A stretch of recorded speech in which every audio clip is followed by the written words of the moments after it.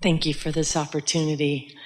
If I'm understanding law of attraction, when our airwaves are filled with political rhetoric of potential nuclear war, and we have a reaction that goes, no, we're actually participating and drawing that to us. Yeah, you're part of the creation of it. Yeah. And that's hard to accept because it seems like if enough of us get together and shout no, we should be able to make a difference. But there's no such thing as no in a vibrational universe. When you look at something and shout yes, you include it in your vibration. When you look at something and shout no, you include it in your vibration. Help.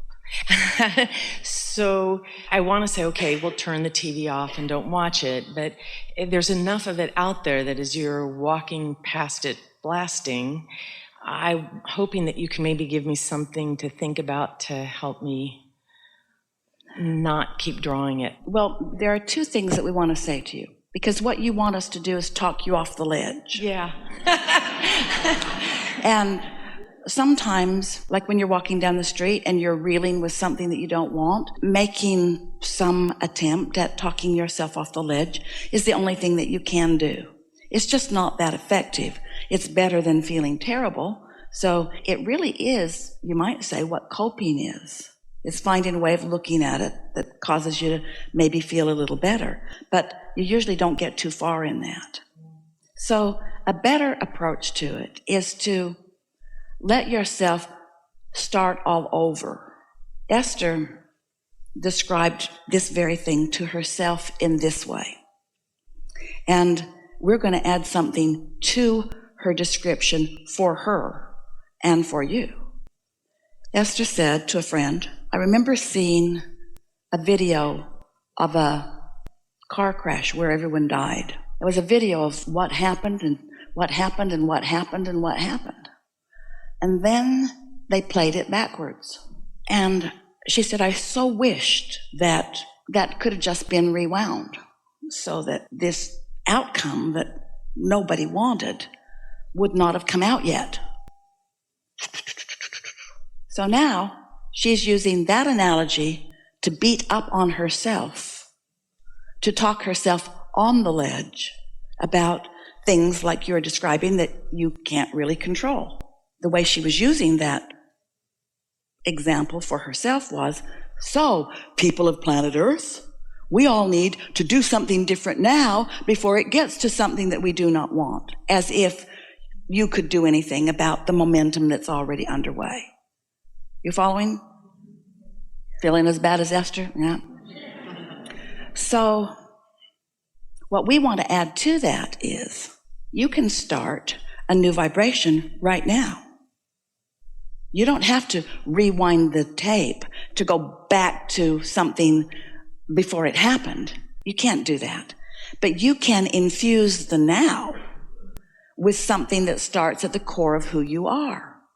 You could meditate and tune in to the frequency of who you are and feel the enormity of the vortex that is being added to right now, and all of the desires that the people of the world are putting into the vortex right now. And you could be one who just goes to a happy garden. You could be one who, instead of trying to do the impossible of thinking a horrific thought and feeling good about it, you're not ever going to do that. You just stay off that thought because that thought is not a vibrational match to the thought that the source within you is thinking. So you feel the relief of your alignment in the midst of all of that. It's not an easy thing to do, but it is doable, and it is what your work is about. It's how you bring forward in this now manifestation what the source within you knows about this manifestation. You're going to get this right now, so we're just going to stay here for a couple of minutes over time so that you can get this, because this is fun. You're really going to like this. So we're talking about what you put into the vortex and the existence of the vortex and the vibration of the vortex and the power and purity and sweetness and love of the vortex. So here's this vortex that most humans are not a very close vibrational match to their own vortex. But you've been listening to us. We've been telling you to get into the vortex, and more recently we're talking to you about getting yourself through meditation into a vibrational stance that makes you vibrationally equivalent to what's in the vortex. So you just quiet your mind, which means you tune out anything that isn't vortex-like. And by quieting your mind and tuning out anything that isn't vortex-like, you're vortex-like. And when you're vortex-like, now you are in the receiving mode of what's in the vortex. So then thoughts come to you from your inner being. So now that the thoughts are coming to you from what's in the vortex. Now, in the beginning, you want bigger thoughts. You want a letter to write. You want a person of persuasion. You want to be able to do something. It's just like the conversation we had with our friend earlier. You want the whole enchilada right now. You don't want to be patient enough to just be ready to be ready. But you've got to be. You've all done the work. You've all done the asking. You're all asking for survival. You're all asking for joyous survival. You're all asking to live happily ever after. You're all asking to be able to fulfill your purpose. You're all asking for inspiration that's coming from non-physical. It's just that most of you are not putting yourself in a position where you can be a vortex or a funnel that will let some of it in. But you could be.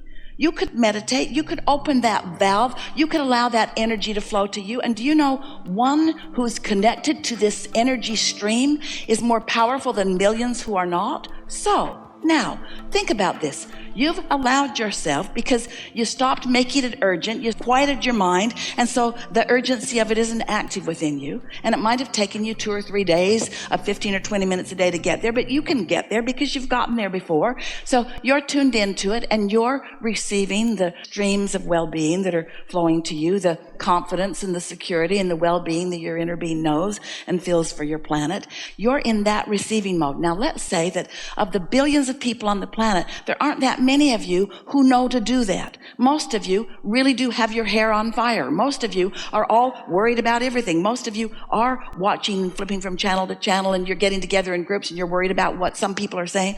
But you're not one of those. You're tuned in, tapped in, turned on. You're in this receiving mode. But what about all of those others that are in the receiving mode of man's conscious thought? Because you're always, this is a point we really want you to hear, you are always, if you're awake, you have your receiver on. The question is, what is it tuned to? Is it tuned into fearful rhetoric? Is it tuned into things that make you feel terrible when you tune to them because your inner being isn't tuned to them? Your inner being is not tuned there because your inner being is tuned to the wishes and the desires and the hopes and the dreams of the vortexes. Your inner being is not ever going to tune to that. It doesn't matter what network it is, your inner being is not going to tune to it. And it's all right if you do, because it causes you to have step one moments that cause you to put things into your vortex. But if you're going to be one that has anything influential and uplifting to do about your planet, you've got to find a way in the midst of all of this to tune to the vibration of well-being. The other day, Esther sat to meditate. This has happened to her several times recently.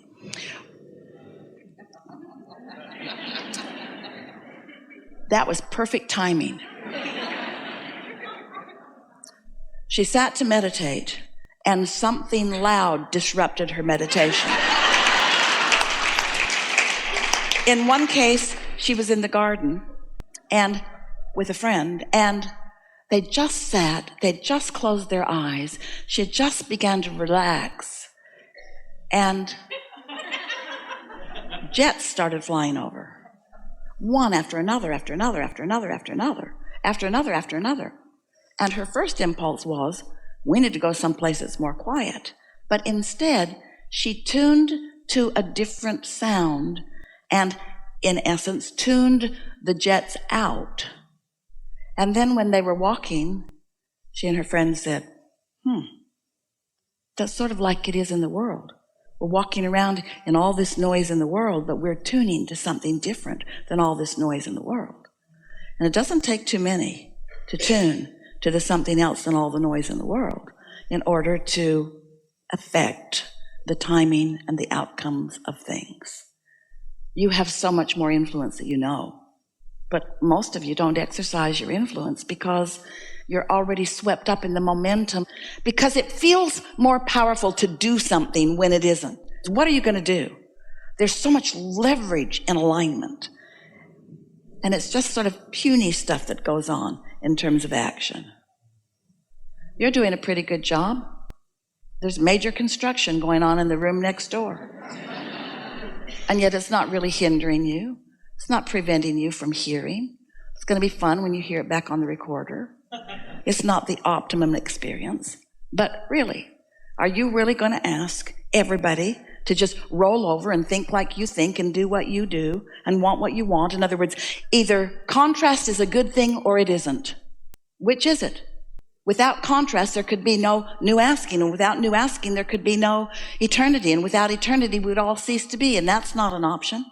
And so, contrast is either good or it isn't, and you don't get to say, well, this contrast is all right, and this is enough, but that goes way overboard. You don't get to say that. You get to say contrast is a good thing because contrast sharpens my desire. And when my desire is sharpened, it doesn't take very many me's to allow the energy that creates worlds to flow through on the wings of that in order for wonderful things to come of that. You're following? Mm-hmm. We think this is a very good time for a segment.